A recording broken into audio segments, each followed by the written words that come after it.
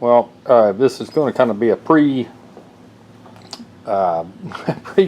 to kind of start another series.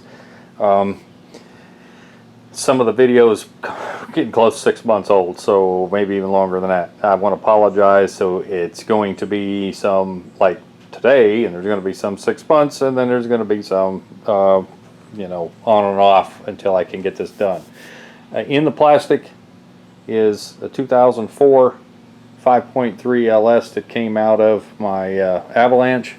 I'm going through another rebuild. I had some issues with the 4.8. It will be, if you looked at the 4.8 series build, and then the one kind of a final as where I think I said I failed, but mind you, that's been probably been a year ago or so. But anyway, I am using basically the same exact components, but I have I'm doing the things that I didn't do last time. Like I'm going to try to at least Magnaflux. Sorry, I'm going to check the clearances on the bearings, and I'm actually going to buy the unit that pre-primes the oil system and stuff. So you're going to see me do some plastic gauging and a couple other things, but I am using the exact same parts. And the reason these are in plastic is I have let them sit 6 months, and I had to send the crank off to get it polished because it got surface rust on it. The block got surface rust. I ended up having to re-hone it, and I don't think I put a hone job in the video that's coming up next or added to this one, but it's the same as the 4.3, but instead of the 4.8 that I did in the past.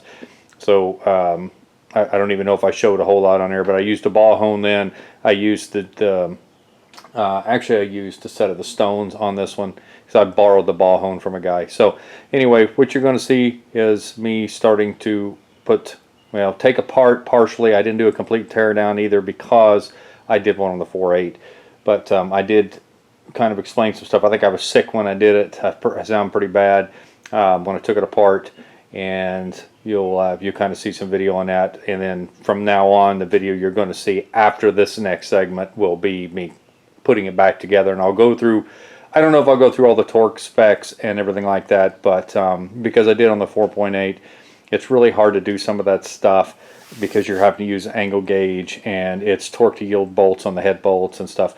But what I am telling you though is that every part that I used on the 4.8, rod bearings, main bearings, rings, oil pump, gasket set, using a Velcro for the headset because I think that I need to spend that extra money, but I didn't want to spend $400 on a set of Velcro gaskets for this engine.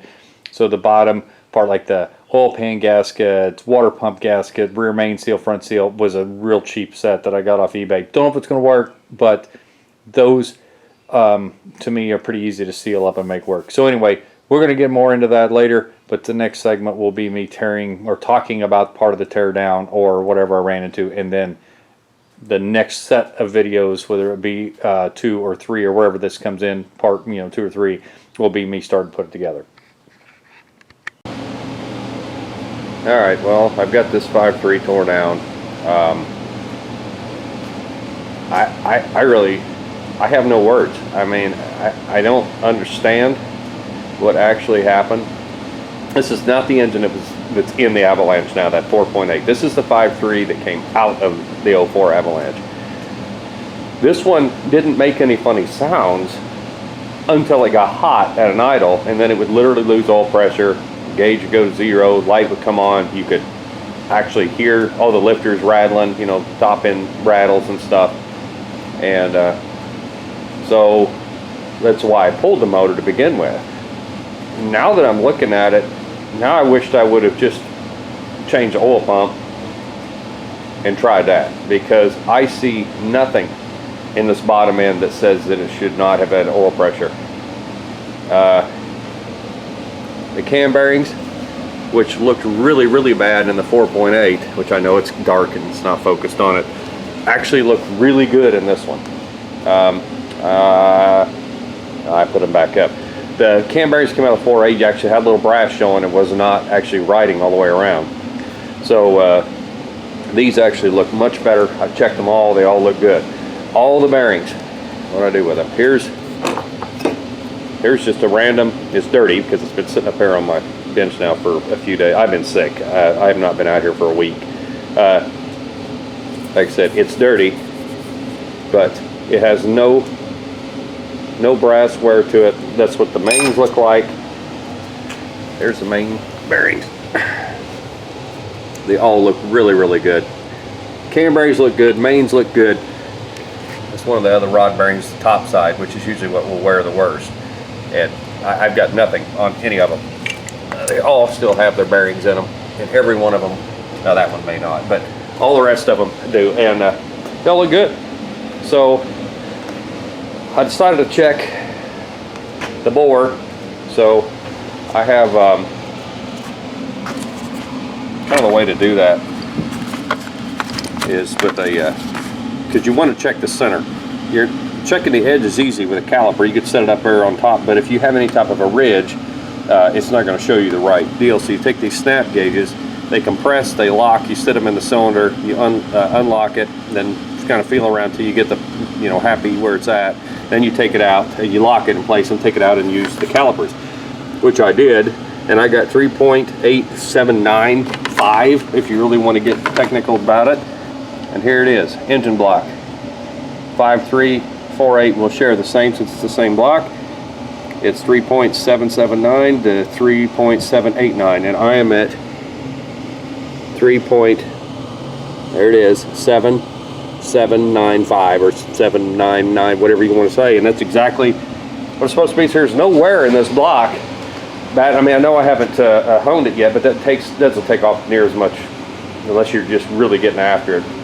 It doesn't take off enough to really make that much difference. So I guess where I'm going with this is I don't understand why this thing didn't have oil pressure. So the pump was either bad, the O-ring from the pickup tube to the pump,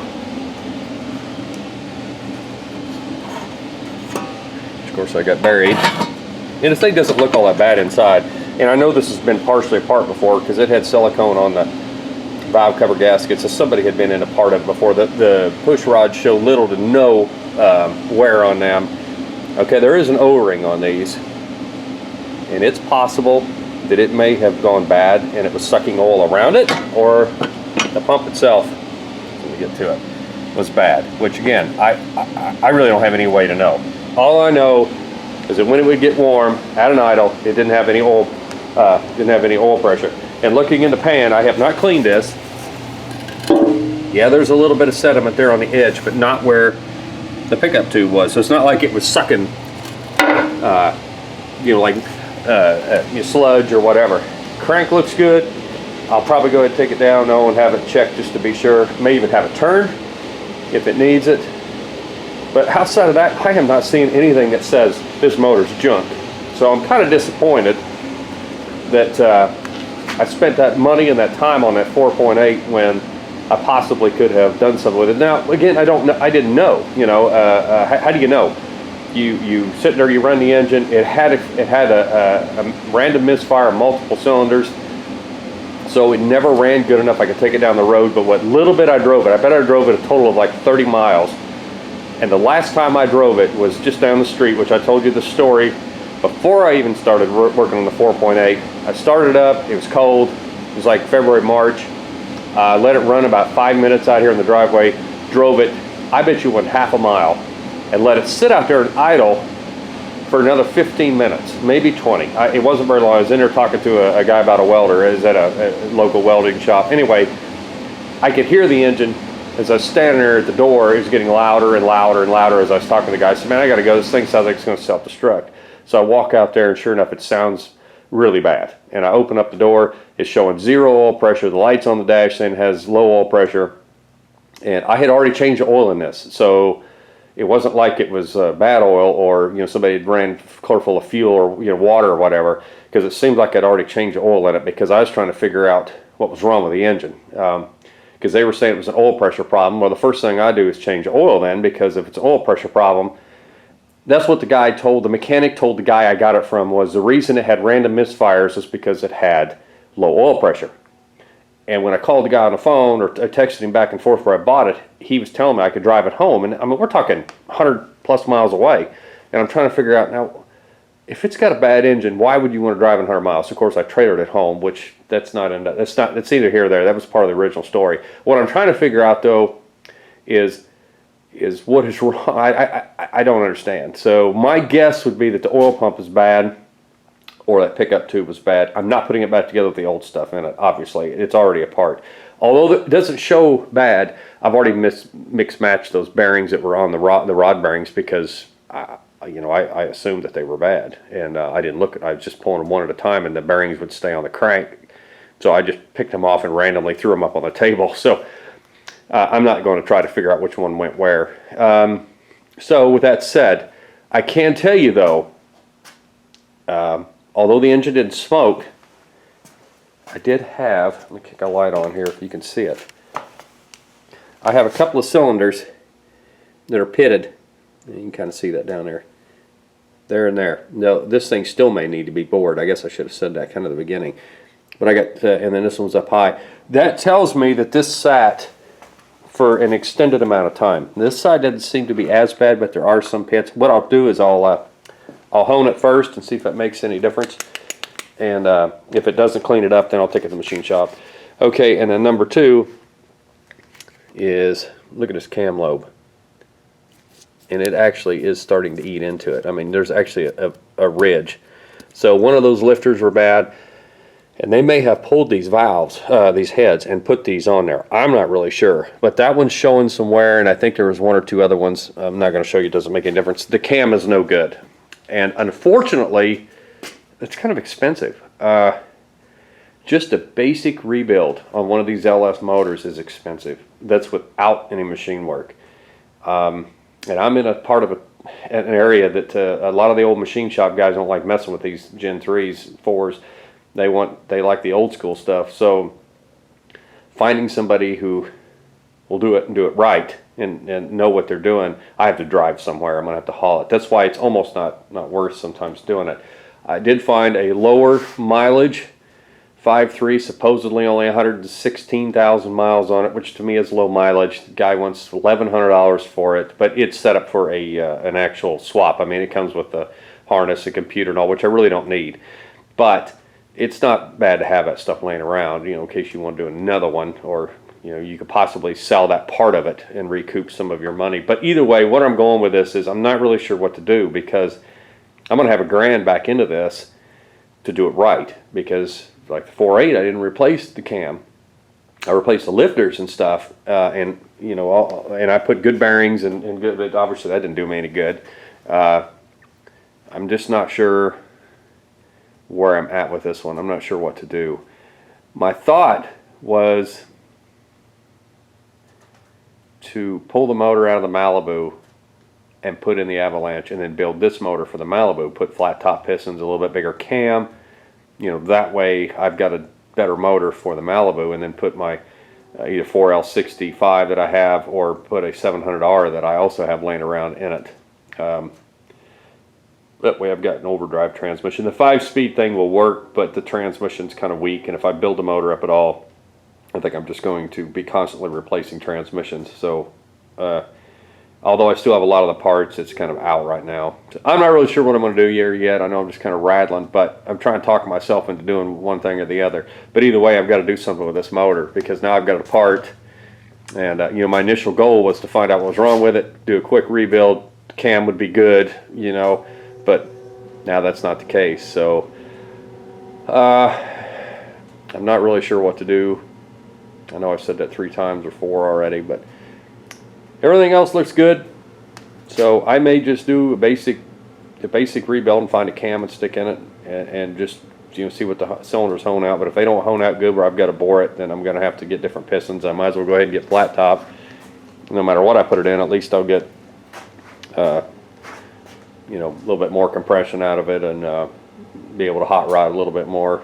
I've hot rodded them on the outside, but never done anything on the inside. And I'd like to build a turbo engine someday, but it probably will be a 4.8. I've got 2 of them now that will be laying around. I've still got a 5.3 over there.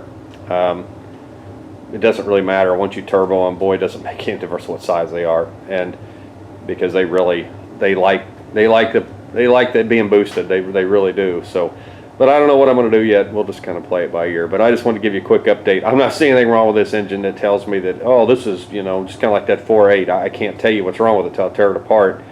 And this one's just wow. You know, I'm just shocked. I'm just surprised. I thought I would, you know, obvious. This is what's wrong, or that's what's wrong, and that's just not how it's playing out. So, anyway, I'm gonna get out of here.